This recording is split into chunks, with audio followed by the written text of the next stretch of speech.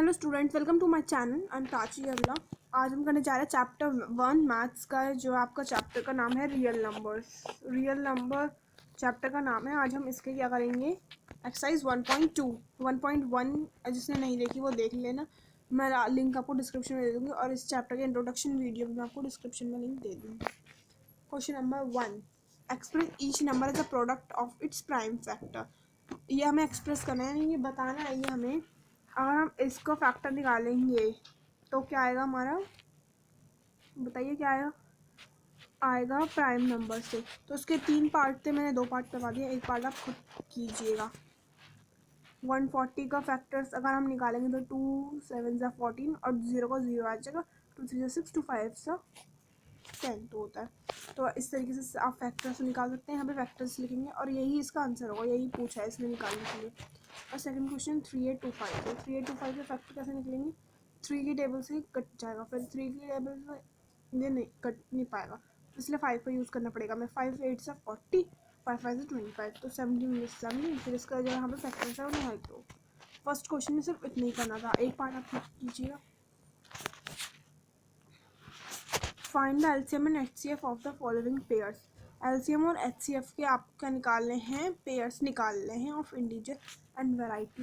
Verify that, उनको verify करना है। तो वेरीफाई मतलब चेक करना है। तो वेरीफाई हम कैसे करेंगे, एलसीएम इंटू एचसीएफ किसके इक्वल होगा, प्रोडक्ट ऑफ 2 नंबर, जो 2 नंबर का प्रोडक्ट है उसके जितना होगा। तो इससे हम वेरीफाई कर सकते हैं, पर हमें एलसीएम और एचसीएफ तो निकालना है अभी। तो एचसीएफ और एचसीएफ निकालते हैं। चलो, एलसीएम और एचसीएफ सबको निकालना है। 510 का एलसीएफ निकालना है और एलसीएफ और 92 का भी निकालना है। तो इसको 2 से करेंगे हम, 2 5 ज़ा 10 और 55 आ जाएगा। फिर इस तरीके से सबको हाथ नहीं करना है। इसी तरीके से इसको कर देंगे तो 510 और 92 का क्या आएगा। इसमें 2, ये 2 3 इसमें कॉमन क्या है, बस 2 ही कॉमन है। तो 2 इन 2 को हम एक बार लिख लेंगे और बाकी जो डिजिट बची है उनको यहाँ लिख लेंगे। फिर मल्टीप्लाई कर देंगे, आ जाएगा 2 3 4 6 0। ठीक है, ये इसका आंसर आ जाएगा। और इसका एच सी एफ का 2 जो कॉमन होता है वही है एच सी एफ होता है। अगर हम इसको वेरीफाई करें तो वेरीफाई कैसे करेंगे, ये तो आपका निकल गया। अब इसको वेरीफाई करेंगे, क्या बोला था उसमें, जो एल सी एम और एच सी एफ होता है, 2 हमारे आ रहे हैं। एल सी एम और एच सी एफ क्या आ रहा है, ये। और ये 2 डिजिट हमारे पास क्या थी, 510 और 92। इनको हम मल्टीप्लाई कर देंगे, दोनों तरफ देख सकते हैं। 46920 46920 आ रहा है। तो ये आपका क्या हो गया, वेरीफाई। यहाँ पे लिख सकते हैं हेंस वेरीफाइड। वेरीफाइड आपका हो गया। अब इसमें नेक्स्ट क्वेश्चन, थर्ड क्वेश्चन आता है। इसमें क्या पूछा, find the LCM and HCF of the following integers by applying the prime factorization method. Prime factorization method से हमें एलसीएम और एचसीएफ निकालना है। बेसिकली इस एक्सरसाइज में सिर्फ यही एलसीएम और एचसीएफ। तो इसका एलसीएम निकालेंगे कैसे, एलसीएम निकालना सबको आता है। 2 6 ज़ा 12, 2 3 ज़ा 6, 3 1 ज़ा 3। तो ये लिख देंगे। इसका क्या आ रहा है, 2 2 3। और ऐसे 3 का देखें 3 5 15 और 5 1 5। और 3 का देखें 3 7 21, 7 7। तो एलसीएम इसके इतने सारे, एचसीएफ ये है। तो इनके जो आ रहे थे वो पेयर्स लिख दिए। और इसमें से कॉमन क्या है, सिर्फ 3 कॉमन है। तो जो कॉमन होता है वो क्या होता है, एचसीएफ। ठीक है, अगर एलसीएम की बात करें तो कॉमन जो है 3, उसे यहाँ लिख दिया। उसके अलावा कितने डिजिट बच रही है, ये हमारा 2 बचा, ये 2 बचा, ये 5 बचा, ये 7 बचा, इनको यहाँ लिख के मल्टीप्लाई कर दिया। तो इसका आंसर 420 और 3 आया। ठीक है, मैंने दो पार्ट करवाए, इसका भी एक पार्ट आप खुद कीजिएगा। सेकंड इसका पार्ट ही करवा दिया मैंने। 17 23 एंड 29 का एलसीएम, ये तीनों ही आपके प्राइम नंबर हैं। ये खुद से और अपने टेबल से 1 से डिवाइड होता है खुद से। तो हम 17 1 17, 1 1 1। इन तीनों में जो है 1 ही कॉमन है। तो एचसीएफ क्या है, 1 कॉमन है आपका। और एलसीएम क्या है, यहाँ पे देख सकते हैं आप, 17 23 29, ये तीनों ही अलग हैं। तो इन तीनों को मल्टीप्लाई करके हमारा क्या आएगा, एलसीएम 11 339। ये इसके आंसर है। ओके, फिर लास्ट क्वेश्चन, फोर्थ क्वेश्चन में क्या करना है, given that HCF 306 and 657 is equal to 9, find LCM 306 and इसका हमें एलसीएम निकालना है। तो एचसीएफ हमें गिवन है 9, तो इसमें हम ये वाला फॉर्मूला लगाएंगे, एलसीएम इंटू एचसीएफ जो बराबर होता है प्रोडक्ट के बराबर। प्रोडक्ट क्या मान लिया, ए बी मान लिया। ए बी हमें गिवन है 306 और 657, और फिर एलसीएम हमें निकालना है। तो 9 हमें एचसीएफ गिवन है, तो एलसीएम को लिख लेंगे। और ये 9 हमारे कहाँ चल जाएगा, नीचे डिवाइड में। 306 इंटू 657 डिवाइड में 9। ठीक है, तो 34 इंटू 657 22 मल्टीप्लाई करके आ रहा है, आई मीन इसको कैंसिल आउट कर कर हमारा आ जाएगा आंसर 34 इंटू 657 22338। तो ये इसका एलसीएम होगा, एलसीएम निकल गया। क्वेश्चन नंबर 5 में देखो, चेक वेदर 6 की power n and with natural number n, मतलब एनी नेचुरल नंबर, जीरो से लास्ट में जीरो आना चाहिए, तो हमें देखना है ये क्या है 6n, और इसको देखना चाहिए लास्ट में इसके डिजिट में, जो अगर हम इसको किसी भी नंबर से मानेंगे, जैसे हमने देखो 6 को हमने 1 माना तो 6 आया, 6 की पावर को 2 माना तो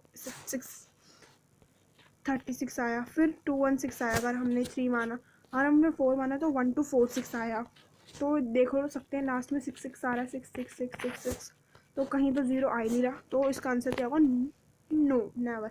6 and can not end with digit zero और any natural number, for any natural number, तो इसका आंसर कैन नॉट पे आ जाएगा। Last question, question number 6, okay 7 भी है क्वेश्चन नंबर, ओके एक्सप्लेन क्या करना है, एक्सप्लेन वाई, एक्सप्लेन करना है कि ये सब कंपोजिट नंबर क्यों हैं। कंपोजिट नंबर वो होते हैं क्या बोल, जो अपनी 1 की टेबल में आते हो और अपनी टेबल और किसी टेबल में भी आती हों, यानी कि 1 और अपनी टेबल के अलावा भी किसी और टेबल में कर सकते हो। तो 7 इंटू 11 इंटू 13 प्लस 13, इसको इसमें से कॉमन क्या ले लिया हमने 13 कॉमन ले लिया, फिर बचे के अंदर क्या 7 11 एंड 1 प्लस 1, इसको करके ये आ रहा है 78, और 78 किस किस से जा सकते हैं 2 13 एंड 6, तो ये क्या हुआ हमारा कंपोजिट नंबर, 1 और 2 से जाने की बजाय और किसी टेबल से भी हट रहा है, तो ये कंपोजिट नंबर हुआ।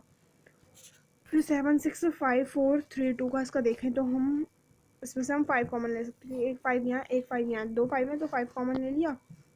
अब ये हो गया 42 इंटू 24, इसको करके क्या आ रहा हमारा 5045, तो अगर हम इसको इससे मल्टीप्लाई करेंगे, सॉरी हाँ इसको हमने मल्टीप्लाई कर दिया, ये आ तो रहा था वैसे 109 को 5 से मल्टीप्लाई किया तो 5045 आ गया, और जो कि किस किस टेबल में आ सकता है, अपनी टेबल में, 5 की टेबल में, 1 इसकी टेबल में, और अपनी टेबल में आ सकता है।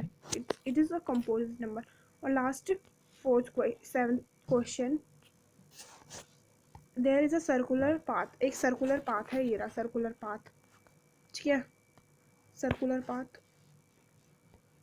एक सर्कुलर पाथ है अराउंड अ स्पोर्ट्स फील्ड, एक sports field, Sonia take 18 minute, Sonia जो 18 मिनट लेती है यहाँ तक पहुँचने में, और जो रवि है, इसमें रवि है वो 12 मिनट लेता है फ्रॉम द सेम पॉइंट, इस पॉइंट पे पहुँचने के लिए वो भी एक 18 लेता है, एक 12 पॉइंट लेती है सोनिया रवि, यानी कि रवि की स्पीड ज़्यादा है, ठीक है। द सेम डायरेक्शन, सेम ही डायरेक्शन में, how many minutes will they again get the starting point, कितने मिनट में वो अगेन स्टार्टिंग पॉइंट में पहुँचेंगे, जैसे कि यहाँ पे चल रहे हैं, कितने मिनट में वो एक साथ यहाँ पे टकराएंगे, दोनों ही कितने मिनट बाद यहाँ पर आएंगे।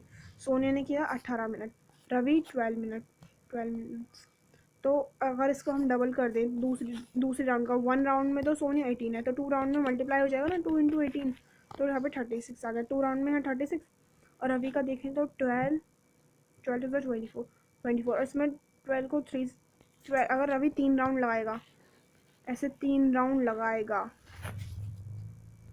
वो यहाँ पे आ जाएगा 3 राउंड के बाद, तो वो उसका 36 मिनट हो जाएगा, और इसका 54, तो इसमें देखो क्या क्या सेम है, 26 मिनट और 3, जब सोनिया 2 राउंड लगाएगी और रवि 3 राउंड लगाएगा, जब सोनिया 2 राउंड और रवि 3 राउंड, तब जाके ये मिलेंगे स्टार्टिंग पॉइंट में, तो इसका आंसर क्या होगा 36 minute, it's answer is 36 minute. तो यही थी इस वीडियो में, एक्सरसाइज 1.2 आपकी कंप्लीट हो चुकी है, और लिंक मैं डिस्क्रिप्शन में दे दूँगी आपको 1.1 और इसकी इंट्रोडक्शन वीडियो पे। Okay bye bye.